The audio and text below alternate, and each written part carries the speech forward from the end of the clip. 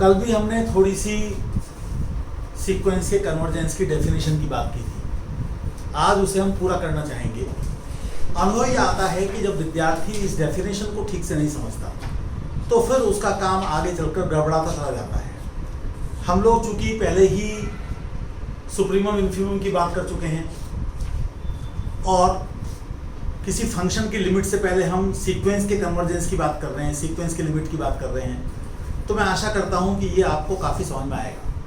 तो कल हमने ये देखा था कि जैसे हमारे पास कोई सीक्वेंस है A1, A2, A3 और हम केवल रियल सीक्वेंसेस की बात कर रहे हैं, मतलब ऐसी सीक्वेंसेस जिसके सभी एलिमेंट्स रियल नंबर्स हो, तो हम ये कहते हैं कि ये कन्वर्ज करेगी एक। कब कन्वर्ज करेगी एक? तो इसके लिए हमने थोड़ा सा ये बात की थी कि एक तो बात ये कि जो डेफिनेशन हम बता रहे हैं वो डेफिनेशन तब है जबकि हमको ये बताया जाए कि सीक्वेंस किसको कन्वर्ज कर देगी। ये सीक्वेंस की लिमिट निकालने का तरीका नहीं है, ये जांच करने का तरीका है कि जो आपको दावा किया जा रहा है कि ये लिमिट है, ये सीक्वेंस की लिमिट है, उसको आप टेस्ट कर सकें कि वो बात ठीक है कि नहीं। तो उसके लिए बताया था कि चाहे उसके इर्द गिर्द कितना ही छोटा ब्रैकेट ले लें, आमतौर पर जितना इधर लेते हैं उतना उधर लेते हैं, एक सीमा के बाद इसके एलिमेंट्स इस ब्रैकेट के अंदर। और उसका मतलब ये है कि अगर मैं इस वाले ब्रैकेट को a माइनस एप्सिलॉन कह रहा हूँ, इधर को a प्लस एप्सिलॉन कह रहा हूँ, तो इसके अंदर का कोई भी एलिमेंट उसका a से डिस्टेंस एप्सिलॉन से कम होगा, ये बात हम देख सकते हैं। तो ये होना चाहिए हर एक एप्सिलॉन ग्रेटर देन 0 के लिए। तो हम जो डेफिनेशन देने जा रहे हैं वो डेफिनेशन ये है, यदि प्रत्येक एप्सिलॉन ग्रेटर देन 0 के लिए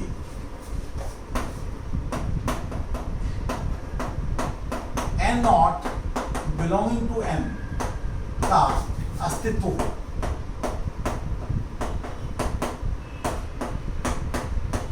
ये n नॉट एप्सिलॉन के मान पर निर्भर करेगा।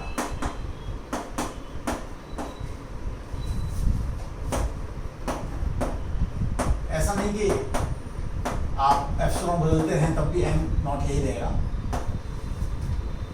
ताकि for all n greater than और equal to n not an और a के बीच का गैप एप्सिलॉन से कम। अब हम इस डेफिनेशन की थोड़ी सी जांच पड़ताल करेंगे कि ये डेफिनेशन कितना ठीक से हमें बताती है। तो पहले हम 3 केस ले लेते हैं। एक सीक्वेंस है an equal to n plus 1 upon n। तो दावा पहला a इक्वल टू 1, दूसरा a इक्वल टू 1.02 और तीसरा a इक्वल टू 0.97। तो देखें कि हमारी सीक्वेंस इनमें से किसी को कन्वर्ज करती है कि नहीं करती। तो उसके लिए मैंने माना कि एप्सिलॉन 0.05 है, तो मुझे दिखाना है कि कोई ना कोई n नॉट होगा जिसके लिए ऐसा होगा। तो मैं ये देखूं कि वो n नॉट मेरा मिलता है कि नहीं मिलता। तो मैं पहला केस ले रहा हूं। अब पहले केस में मुझे क्या देखना है, an minus a less than epsilon, ठीक है। इफ एंड ओनली इफ, तो पहले केस में ये क्या आ गया, an का मतलब हो गया n प्लस 1 अपॉन n, और a जो है वो मैं ले रहा हूँ 1, वो मेरा लेस देन एप्सिलॉन हो, मतलब 0.05, इससे कम। इसका क्या मतलब है? इसका मतलब है कि n plus 1 upon n minus 1, mod लगाने की आवश्यकता नहीं है क्योंकि ये क्वांटिटी हमेशा 1 से बड़ी या उसके बराबर रहेगी। तो ये क्वांटिटी हमारी कैसी हो, ग्रेटर देन लेस देन 0.05 और माइनस 0.05। अब इसकी तो जरूरत नहीं है क्योंकि ये क्वांटिटी जब पहले से ही हमारी 0 या 0 से अधिक है तो इससे अधिक तो होगी। आप इसे देख लीजिए केवल। तो आप क्या कह रहे हैं कि n plus 1 upon n less than 1.05। इसका मतलब क्या हुआ कि 1 + 1/n इज लेस देन 1.05। इसका मतलब क्या हुआ? और इसका मतलब हुआ 1/n इज लेस देन 0.05। और निश्चित रूप से n को अगर आप 1 रखेंगे तो ये बात ठीक नहीं बैठेगी, 2 रखेंगे, 3 रखेंगे, 4 रखेंगे, 5 रखेंगे, ठीक नहीं बैठेगी। लेकिन जब n को बहुत बड़ा कर देंगे तब ये ठीक बैठेगी। अब वो n नॉट हम निकाल भी लेते हैं, तो यहाँ से उल्टा करते हैं अगर हम, तो n ग्रेटर देन और इक्वल टू 1/0.05 आया। इसका मतलब हमारे पास n ग्रेटर देन और इक्वल टू, हम ऊपर की तरफ कर दें 100/5 तो 20 आएगा। तो इसका मतलब ये है कि ये हमारा n नॉट होगा। यानी अगर हमने n को 20 या 20 से बढ़ा लिया तो हमेशा ये बात ट्रू। तो एग्जांपल के तौर पर हम अगर n को 25 ले लेते हैं तो हम ये देखते हैं 24 ले लेते हैं, उससे थोड़ा फ़ायदा ये होगा कि ये थोड़ा आसान हो जाएगा। तो हम देखते हैं कि ये बात ठीक बैठनी चाहिए। तो हम जब इसे रखते हैं तो रखने से क्या होगा, ये हो जाएगा 26/25 माइनस a, जो कि हो गया 1/25, और जो कि हो गया पॉइंट लगाया, जीरो लगाई, जीरो लगाया, जीरो लगाई, और ये 0.04। तो आप देख सकते हैं कि ये हमारा लेस देन 0.05। तो ठीक है। अब आप एप्सिलॉन को कुछ भी कर लें, ये वाली बात ठीक बैठेगी। ये आप करके देख सकते हैं। आप यहाँ पर इसकी जगह पर एप्सिलॉन रख दें तो यहाँ पर आपके पास एप्सिलॉन आ जाएगा, यहाँ पर आपके पास एप्सिलॉन आ जाएगा, और यहाँ पर आपके पास क्या आ जाएगा, n ग्रेटर देन और इक्वल टू 1/एप्सिलॉन। तो आप 1/एप्सिलॉन आपके पास जैसे आ गया, मान लीजिए कि 13 पॉइंट समथिंग आ गया, तो आप इसका मतलब ये कह सकते हैं कि n नॉट आपका कितना है, n नॉट आपका 14 है। तो यानी कि 1/एप्सिलॉन का ग्रेटेस्ट इंटीजर से 8 है। फिर से सुन लें, मान लीजिए कि ये क्वांटिटी किसी एप्सिलॉन के लिए 13 पॉइंट समथिंग आती है, तो n को ग्रेटर देन और इक्वल टू 14 लेंगे, यानी n नॉट को 14 लेंगे। इसका मतलब इसका जो ग्रेटेस्ट इंटीजर फंक्शन है उससे एक ज़्यादा लेंगे। तो इस प्रकार से ये होता है। अब हम देखना चाहेंगे कि अगर मैं दूसरे नंबर की बात करता हूँ तो क्या होता है।